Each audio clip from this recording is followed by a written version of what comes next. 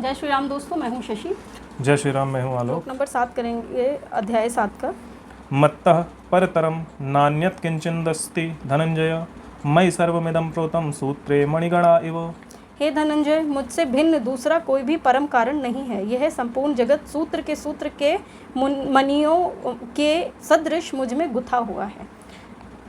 जैसे माला गुथी हुई होती है ना, बीड्स जिसमें होते हैं, तो वैसे ही वो भगवान बोल रहे हैं कि सब मैं ही हूँ। बैक टू बैक, आगे देख लो पीछे देख लो, ये सारी चीज़ें मुझसे ही बनी हुई है। चाहे तुम शरीर देख लो, चाहे तुम आत्मा देख लो, चाहे बाहर भौतिक वाली जो प्रकृति है वो देख लो, भौतिकता भी उन्हीं की ही दी हुई है, और चाहे आध्यात्मिकता देख लो वो भी मेरी है। तो हर चीज़ में मैं ही हूँ। राइट, तो वो ये बता रहे हैं कि हे धनंजय, मुझसे भिन्न दूसरा कोई भी परम कारण नहीं है। पहले पिछले श्लोक में जैसे उन्होंने बताया, हर चीज़ का मूल कारण मैं हूँ। अब यहाँ पर और आगे एक्सप्लेन कर रहे हैं कि मुझसे हटकर कोई और कारण है ही नहीं इस सृष्टि के होने का। जीवित मृत किसी के भी होने का कोई और कारण नहीं है। यह संपूर्ण जगत जो है सूत्र, जैसे अभी माला वाला एग्जांपल इन्होंने दिया कि उसमें एक वो धागा सा होता है, हाँ, उसमें 1 by 1 बीट्स डले हुए होते हैं, तो वो एक एक सूत्र जो है, एक एक जो मनका बोलते हैं, हाँ। एक एक जो मनका है उसकी तरह ये जितना कुछ है सब कुछ मुझ में ही गुंदा हुआ है। अगर मैं नहीं तो ये नहीं। तो वो जो रस्सी है जिसमें सारी वो बीट्स जो मनके हैं, हाँ। जो मनके हैं जिस उस धागे में गुंथे हुए हैं, वो धागा भी मैं हूँ, और वो मनका जिस तरह से एक दूसरे से जुड़कर वो पूरा एक मनका बन रहा है, उसका एक एक अंश भी मैं ही हूँ। तो अगर मैं नहीं तो ना ये मनका होगा, ना ये धागा होगा, ना ये माला होगी।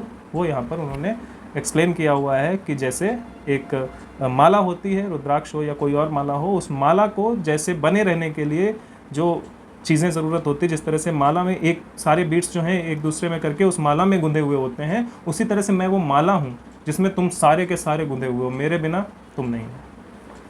तो मैं माला में गुथा, मैं माला को बनाने वाला, मैं माला को जोड़ने वाला धागा भी हूँ, और मैं बीट्स भी हूँ। हाँ। दोनों चीजें मैं ही हूँ। तो अब अच्छा, इसमें ये जो भी अलंकार लगा है, उपमा रूपक या जो उपमा शायद बोलते हैं उसको, उपमा दिया हुआ है, तो जो उपमा दी जाती है वो एग्जैक्ट कभी नहीं हो सकती।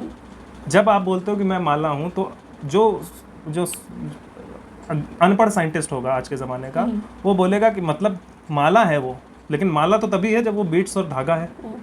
राइट, तो मतलब धागा और बीट्स जो है, धागा और मनका जो है वो अलग है उससे। वो माला तब बनेगा जब वो आएंगे, वो इस तरह से बताएगा। बट एक्चुअल में क्योंकि यहाँ पे उपमा दी गई इसलिए इस तरह से बताएगा, और कोई तरीका ही नहीं है बताने का। लेकिन उसका एक तरीका ये है कि जब उन्होंने बोला, अच्छा हर एक एस्पेक्ट में देखना पड़ेगा ना तुमको। नहीं, बट यहाँ पर उससे पहले भी तो लिखा मुझसे भिन्न कोई दूसरा है। हाँ, नहीं सिर्फ इस श्लोक पे आते हैं। तो इस श्लोक पे आते हैं, तो जब उन्होंने बोला वो मैं माला हूँ, सब कुछ माला हूँ जिसमें बीट्स बाय बीट्स तुम लोग जो हो सब कुछ गुंधा हुआ है।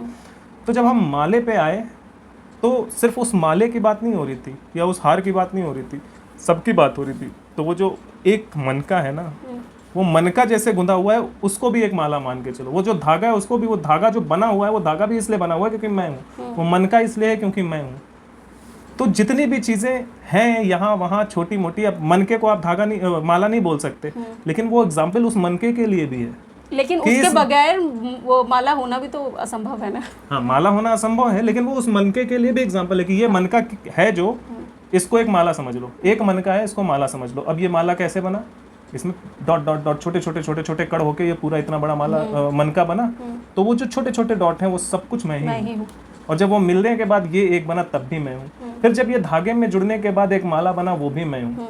तो वो छोटा सा जो एलिमेंट है, छोटा सा जो पार्ट है वो मैं हूँ, और हर एक छोटे से छोटा पार्ट मैं हूँ। तो उससे मिलने के बाद जितनी भी चीजें बनी वो सब मैं हूँ। ये वो यहाँ पर बताना चाह रहे हैं इस एग्जाम्पल के थ्रू। तो ठीक है, तो ये हो गया है श्लोक नंबर 7। हाँ ठीक है। तो आज हम श्लोक नंबर 7 पे इसको विराम देते हैं। श्लोक नंबर 8 जो है हम अगले वीडियो में करेंगे। तब तक के लिए जय श्री राम। जय श्री राम।